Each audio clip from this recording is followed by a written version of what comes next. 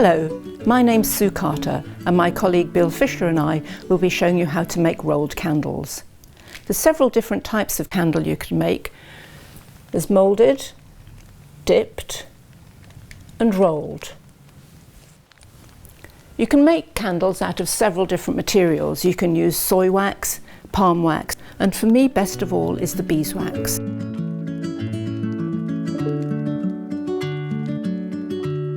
This gives a lovely warm glow to the room. It has a lovely aroma, and best of all, there's no smoke when you burn it.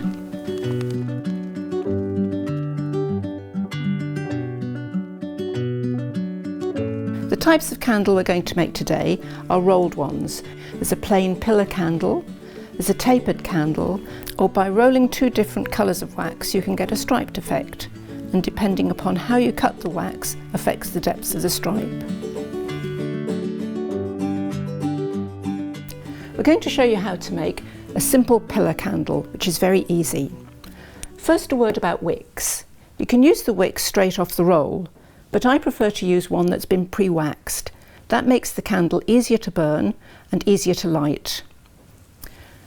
To make the wick like this is very simple. Carefully dip the wick into the liquid wax until there are no more air bubbles rising to the surface. Cut the wick longer than you need so you don't dip your fingers into the wax. Take it out, and when it's set, pull it gently to straighten it.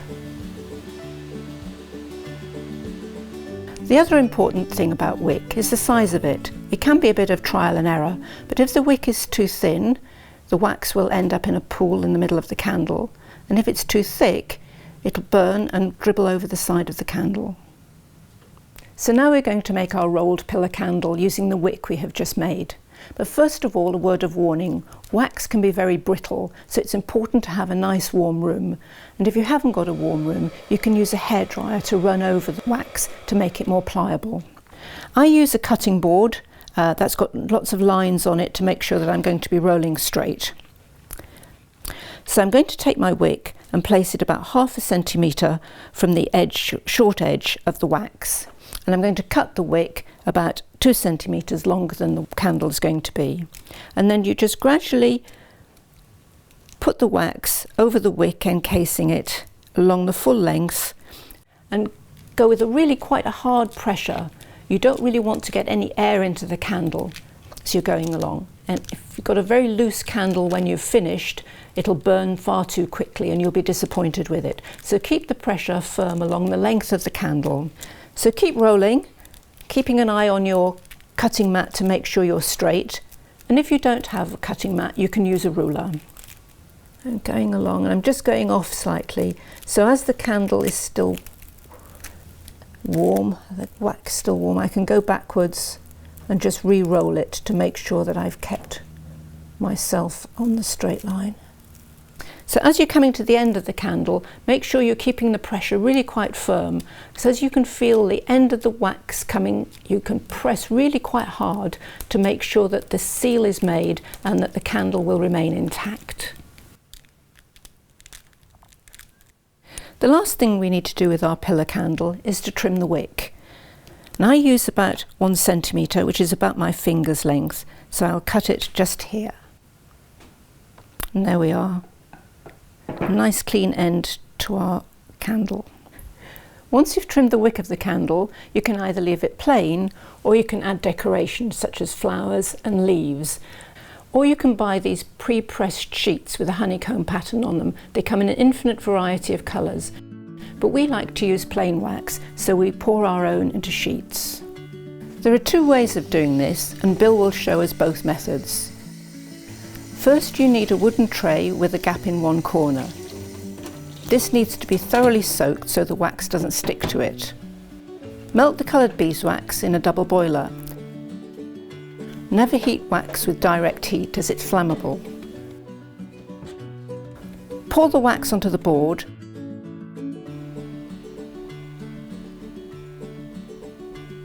and drain the excess through the gap in the tray.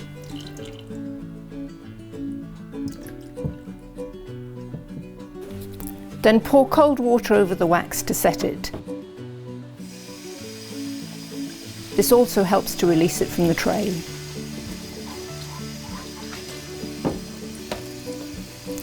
Another way is to have a large tray of water with a second one of wax supported in it. Once it has melted, a flat piece of wood is dipped into the wax. The wood does need to be damp before you start.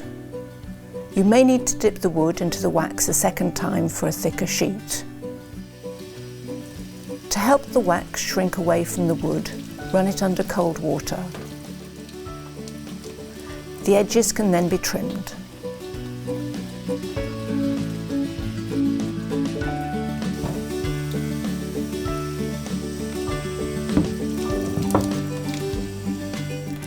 Now we've got our candle, and I've got these lovely sheets of wax that Bill has made for me. If it were winter, I would be using these style of cutters, which are designed for cutting icing into cakes, but we have used them many times for wax. So you can, for winter, it's nice to have holly, stars, and perhaps ivy. But now I'm going to use the flower cutters. So I've got a set of 3 of them, a large, medium and small.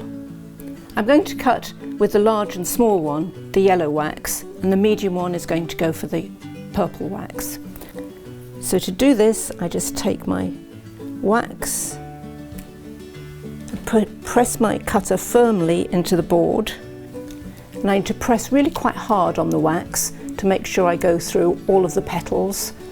And you might need to warm the wax a little bit if it's quite thick, but this should be fine. I'm going to see if we can undo it. There we go. Releasing it carefully and popping it out of the mould.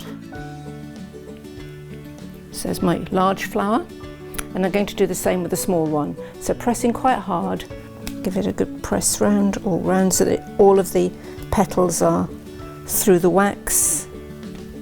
And then I need to lift them off carefully, making sure I don't tear the petals, and gently push the plunger up to release the flower.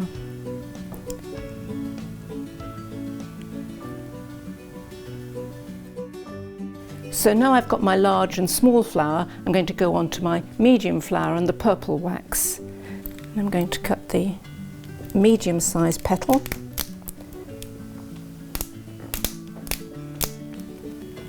Pressing down firmly to make sure it's all cut through. It hasn't quite. So I'm pressing really quite hard on the wax. There we go. There we go.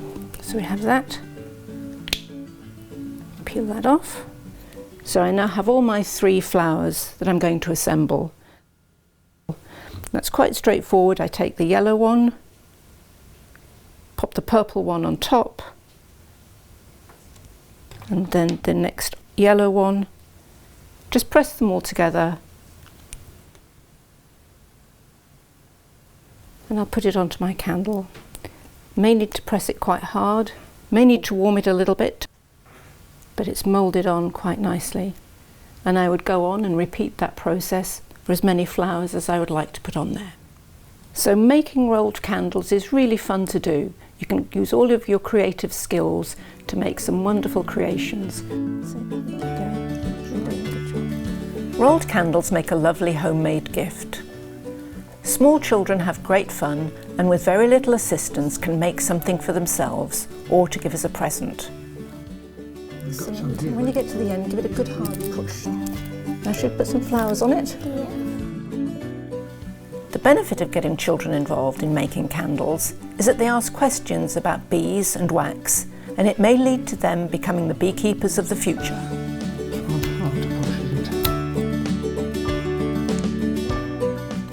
So I hope we've shown you just how easy it is to make rolled candles. You can make a variety of sizes and shapes and colours. So go on, have a go.